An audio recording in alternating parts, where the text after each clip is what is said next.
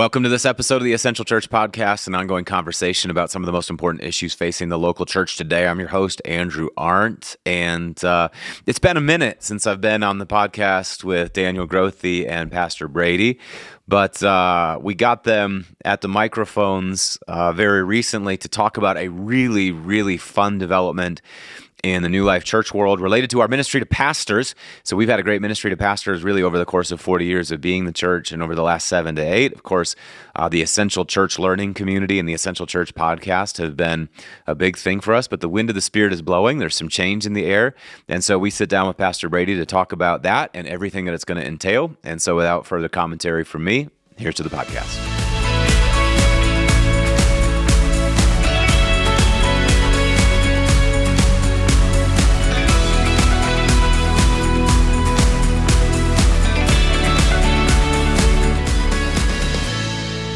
Guys, do you know, it's been a long time since the three of us have sat at the microphones together, and good to be back together.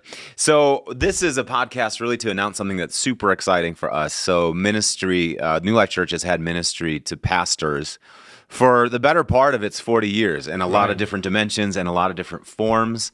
Last 8 years or so, we've been doing the Essential Church Learning Community, which has been an amazing experience, very intimate, thoughtful, deep community. And then every once in a while, the wind of the Spirit just kind of blows and stirs things up in a new way. So there's a new opportunity for us, and it seems like some things are opening up in a new direction. So maybe let's tell the story about that. Well, it was, what I love about this story is it wasn't something we were out looking for, and it kind of found us. A group of pastors approached me a few months ago and said, hey, we see a huge need for a network of churches, and we would love to come under the umbrella of New Life. And we prayed about it, we brought them in for meetings, and we just felt the Lord smile on it, and I'm at a time in my life, an age in my life, where I feel like I finally have something to say to that next group of pastors that are coming up. We see a lot of 20-somethings, 30-somethings, 40-somethings that are out there. Quite honestly, they've been orphaned, or they're alone. They don't know what it feels like to be a part of a ministry family. And so I want to provide that. I want this to be a highly relational, very fun, warm network of churches. So we are announcing today that we are starting the New Life Network of Churches. It's officially underway. We've seen tremendous interest around the country. It's amazing to me how many churches have said to me, Pastor Brady, we just need someone to call.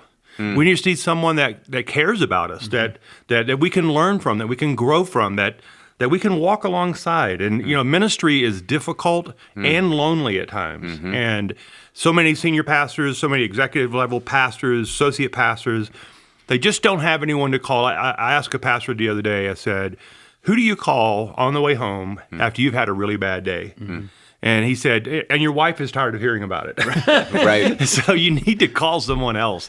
And he said, I don't have anyone to call like that. And I said, that's why this network of churches will be meaningful to you. Wow. So I'm so excited about it. Wow. It will mean some changes for the Essential Church Learning Community. Sure. I just think our family's getting bigger. Well, it almost feels like, with what we're talking about, it almost feels like kind of a graduation or a step up from what Essential Church has been. So maybe just take a minute or two and kind of distinguish what we've done with Essential Church from what this is going to be. The Essential Church Learning Community was an attempt for the last 10 years, quite honestly, to gather pastors together in an intimate setting, to have some content creation, to teach, to equip, to inspire. But what has made that Essential Church community so beautiful was the conversations that were happening around tables with 8 or 9 other cohorts, with friends, with colleagues. And over the years, we've developed deep friendships with about 100 pastors around the country who have been faithfully attending the ECLC in the World Prayer Center. And that group will continue to be a part. Hopefully, many of those pastors will want to be a part of this new network of churches. And I think the Fall Summit, we're calling it the Fall Summit. So the Essential Church Learning Community will now become the New Life Network of Churches Fall Summit on the same dates as we normally have it, third week in September. But the summit's going to feel like a bigger version of the ECLC. It'll still be warm. It's still going to be intimate. still good content, good conversations. You know, I had a guy tell me the other day, he says he hates going to conferences because there's a bunch of heroic pastors on a stage telling their best practices, but there's no place for me to talk. There's no place for me to ask questions. So we'll make sure that that's built in. So the ECLC folks who are watching, Essential Church Learning Community people, we've been having the conversations, but what we're doing is formalizing the ongoing conversation throughout the year. Right. So it's not doing away with something, it's stepping something up, it's thickening out something. And so can we talk about what the membership offers? If we've been having the conferences and having the great conversations, very often it's once or twice a year we'll catch up, but we'll see you next year. This is going to be a monthly engagement. So can you walk us through what we have here? Well, first of all, it's mentoring and coaching, which we all need. I'm 58. I still need mentoring and coaching. I was with an older man yesterday. He's 72 years old. He's further along in life than I am, and I had 5 or 6 questions for him because I want to learn. I want to grow. And so no matter where you are in ministry, if you've been doing it for 6 months or 20 years, we all need mentoring and coaching. There's something beautiful about someone coming to your church, like on-site support, like showing up and being in a service with you and listening to you preach in front of your people, meeting your team, your volunteers, your elders or deacons.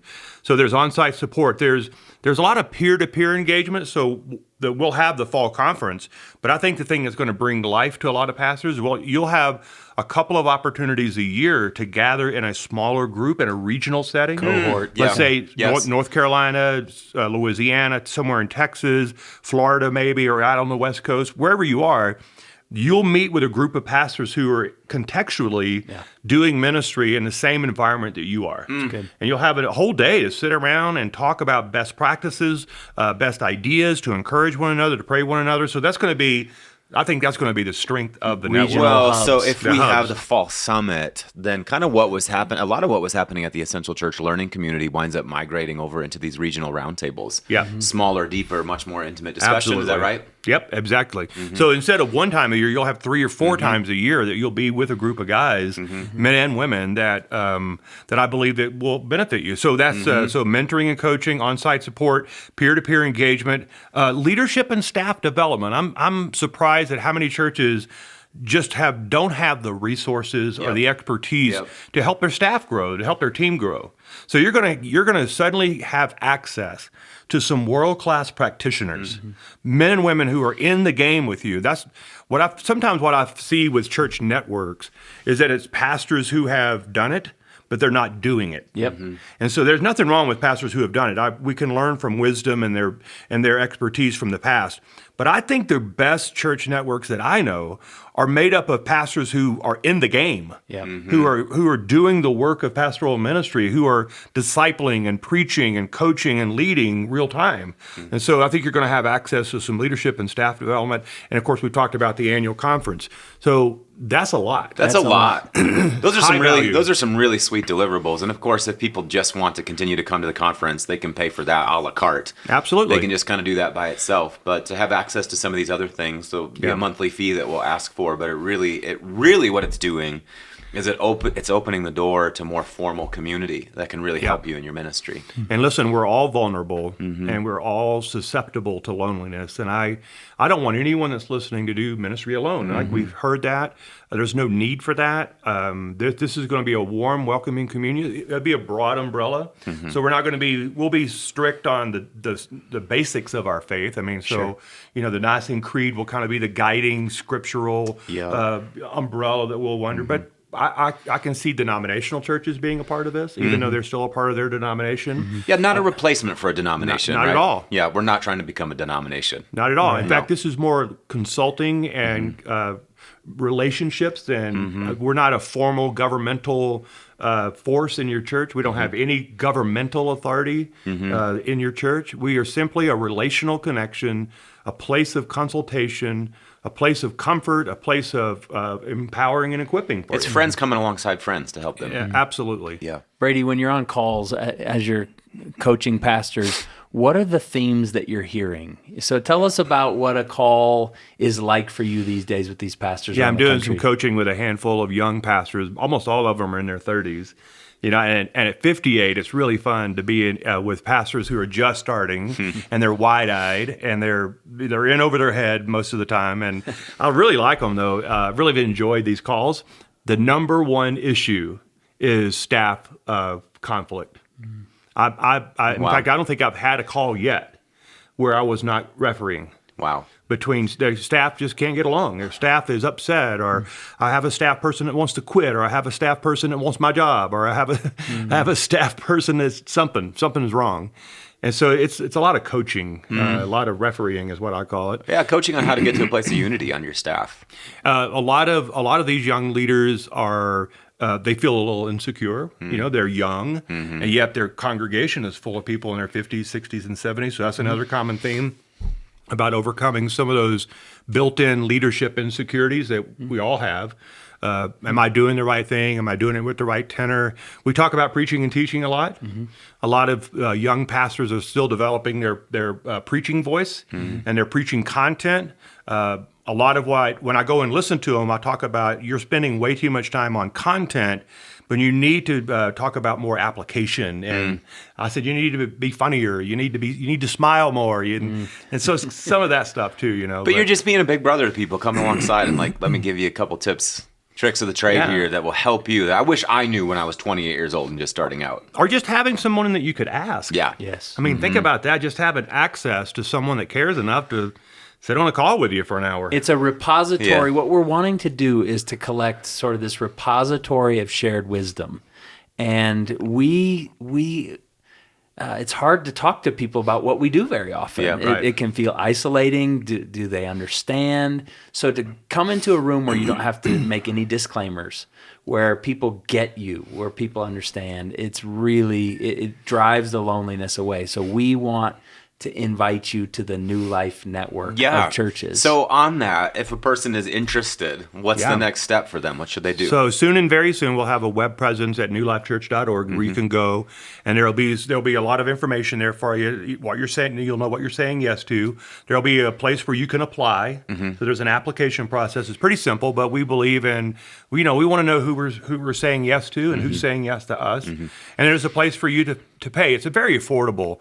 It's $500 a month, $6,000 a year to be a part of this, but that includes everything that I just said: an on-site visit, coaching and consulting, two tickets to the New Life Summit in the fall. And by the way, late September in Colorado, there's not a better place on the planet. You don't have to really dream up a lot of excuses to come to Colorado in late September.